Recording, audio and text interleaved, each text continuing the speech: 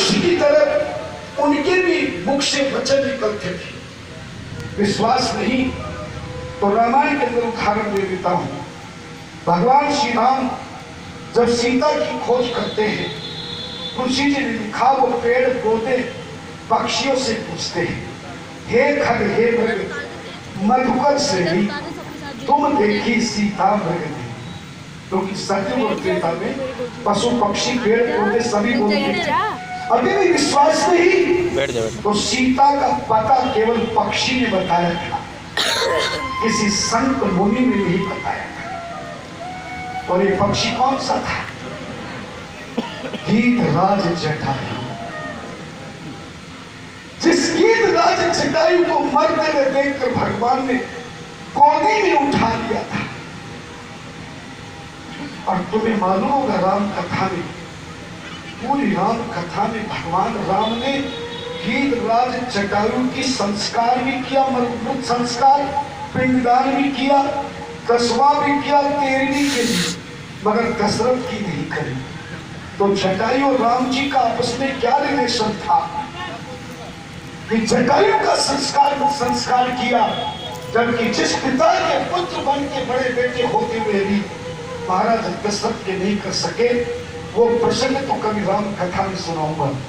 यहाँ केवल इतना जान लीजिए कि सत्यम में पशु पक्षी बोलते हैं। उस गीधराज जटायु ने राम से कहा था, मैं चौपाई बोल देता हूँ, नाथ दशानन यह गति कीनी। सब याद रहेगा,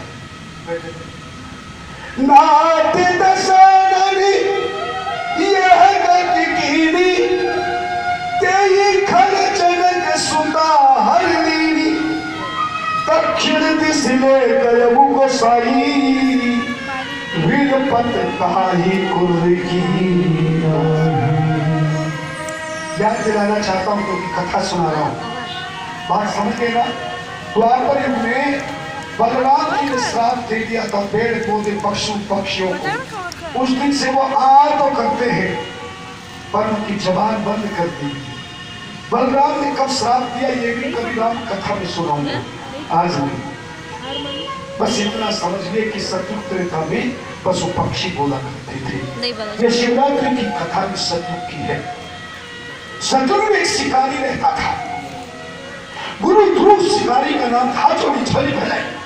और ध्यान से कथा को सुन के घर में लिख लेना।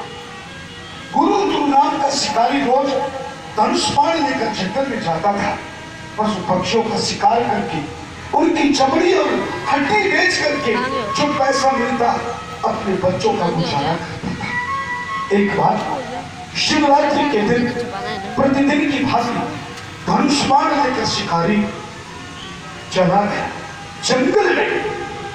कमर में चूरमे का भोजन बांधा, पानी का पात्र सुरई बांधी मिट्टी की, पानी और भोजन कमर में बांधकर कंधे पे धनुष बाण लेकर शिकारी जंगल में पूरे दिन घूमता रहा। और उस दिन उस शिकारी को कोई शिकार नहीं मिला। कौन सा दिन था? जोर से बोलो। अभी बताया था, शिवरात्रि का दिन था। शिकार न मिलने के कारण शिकारी को भूख और प्यास नहीं लगी। पूरे दिन ना पानी पिया ना भोजन किया। कौन सा दिन था? जोर से बोला। इसलिए शिकारी का बुनियाद वृद्ध हो गया। शाम को घर जाने लगा, एक तालाब दिखाई दिया। बोले आज ये सारे शिकार मेरे डर के मारे जंगल में छुप गए, मैं मेरे बच्चों के लिए फिर क्या भोजन की व्यवस्था करूंगा? रात्रि को इस तालाब में जल पीने आएंगे, मैं किसी पेड़ पर बैठ जाता हूं। जैसे पानी पीने आएंगे मैं शिकार करूंगा और सुबह उनकी चमड़ी और हड्डियां बेचकर घर के बच्चों के लिए भोजन की व्यवस्था करूंगा। ऐसा सोचकर शिकारी जल के भरे तालाब के किनारे एक पेड़ पर चढ़कर टहनी पर बैठ गया। उस टहनी के नीचे ठंडा भगवान की कृपा से पूरे दिन शिकारी ने भोजन किए ना पानी पिए, इसलिए व्रत हो गया। कौन सा व्रत हो गया? और जिस पेड़ पर बैठा वो पेड़ किसी और का नहीं था, बेल वृक्ष था, बेल पत्तों का वृक्ष। जिस पेड़ के पत्तों की टहनी पर शिकारी शिकार करने के लिए नीचे तालाब की कीचड़ में एक पुराना शिवलिंग भी था। पहले पहले जैसे हिरणी आई और हिरणी का शिकार करने के लिए जैसे पेड़ वृक्ष की टहनी से हाथ हटाया तो शिकारी की अंगुली में कुछ पेड़ के पत्ते फंस गए। शिकारी ने झट से नीचे डाला तो सारे पेड़ के पत्ते उल्टे जाकर शिवलिंग पर चढ़ गए और जो शिकारी के कमर में पानी की मिट्टी की सुराही पानी की बंधी थी वो हिल गई। शिकारी ने सीधे हाथ से सीधा किया तो एक जल की धारा नीचे गिर गई और जल की धारा किस पे चढ़ गई? कौन सा दिन था? पहले प्रहर की पूजा हुई।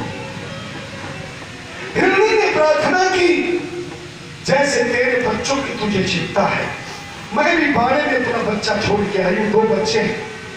अगर मैं मर गई तो बच्चों का ध्यान रहेगा और मरते समय जिसका ध्यान होगा दूसरा जन्म मुझे मिलता है।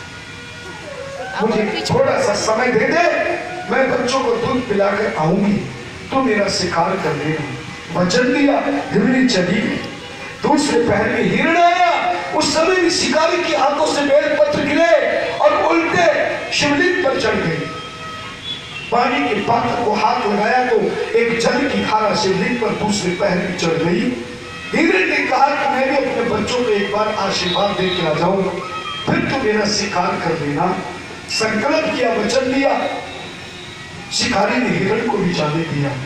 तीसरे पहर में हिरण की विधवा बहन आई, उसका भी शिकार करने के लिए जैसे डाली से हाथ हटाया, तीसरे पहर में बेल के पत्ते जमीन पर गिरे, सीधे उल्टे शिवलिंग पर चढ़ गए। जल के पात्र से जल की धारा चढ़ गई। कितनी पूजा होगी शिवरात्रि की? 3। दोनों हिरणी, एक हिरण अपने बच्चों के पास गई। 2 बच्चे थे। विधवा हिरणी के भी 2 बच्चे थे और हिरण हिरणी के भी 2 बच्चे थे।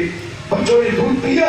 जब पता चला कि आज मेरी माता पिताओं शिकारी को संकल्प किया है कुर्बानी देने का, तब चारों बच्चे बोले, हम तुम्हारे बिना कैसे जीवित रहेंगे, हम भी तुम्हारे साथ चलेंगे। चौथे पैर में 4 बच्चे, 2 हिरणी, 1 हिरण, कितने हो गए? जोर से बोलो, 7 हिरण परिवार। चौथे पैर में जैसे ही आए, 3 पहर की पूजा से शिकारी की बुद्धि के सात्विक हो गई थी।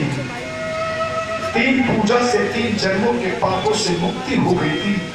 शिकारी ने देखा आज ये कुर्बानी देने के लिए पशु अपने वचनों को निभाने आए हैं और मैं, भगवान ने मुझे इंसान का रूप दिया है, मैं ऐसे पुण्यात्मा पशुओं का शिकार करके केवल पेट भरने का काम करता हूँ।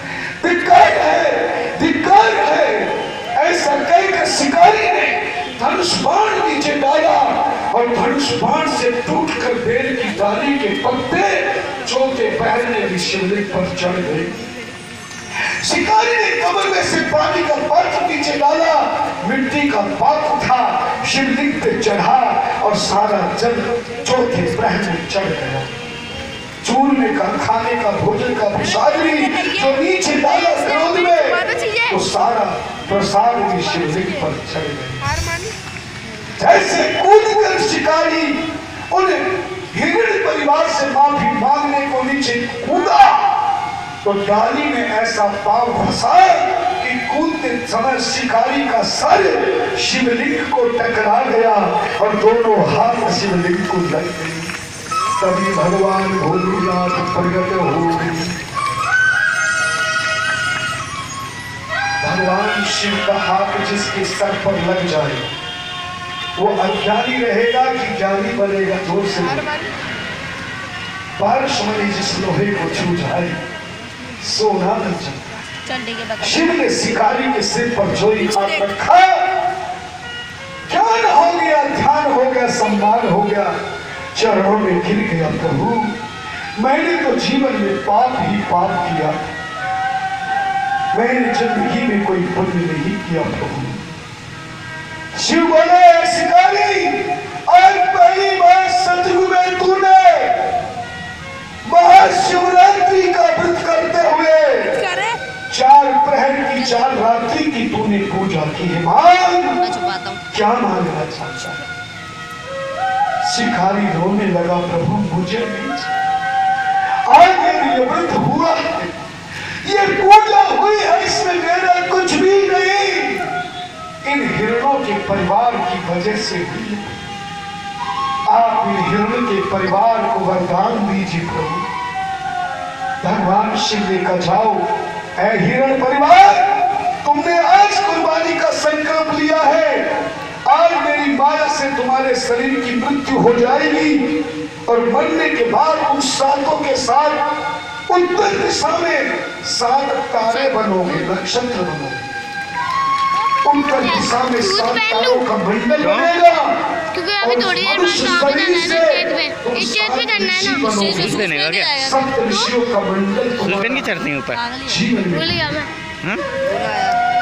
कोई बात तभी क्या? सातों हिरण बैठ जा। परिवार ने तुरंत प्राप्त की। 7 तारों का मंडल उत्तर दिशा में चला गया, जो आज भी ध्रुव तारे के नाम से भी, सप्त ऋषि मंडल के नाम से भी ख्यात। शिकारी से बोला, तू वरदान मांग या न मांग, मगर इस सतयुग के बाद जब त्रेता युग आएगा, क्योंकि तूने पशु पक्षियों की हत्या की है, इस पाप के कारण त्रेता युग में एक बार तू गरीब लकड़हारा बनेगा, लकड़ी बेचने वाला बनेगा।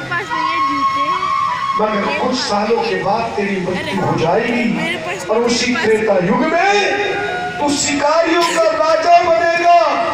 तेरी श्रृंगवेरपुर राजधानी होगी। मेरे शिवरात्रि की पूजा से तुझे राम जी को बुलाने की आवश्यकता नहीं, पर जाते समय राम तुझे अपना मित्र बनाएगी और तेरा नाम निषाद राज हो जाएगा।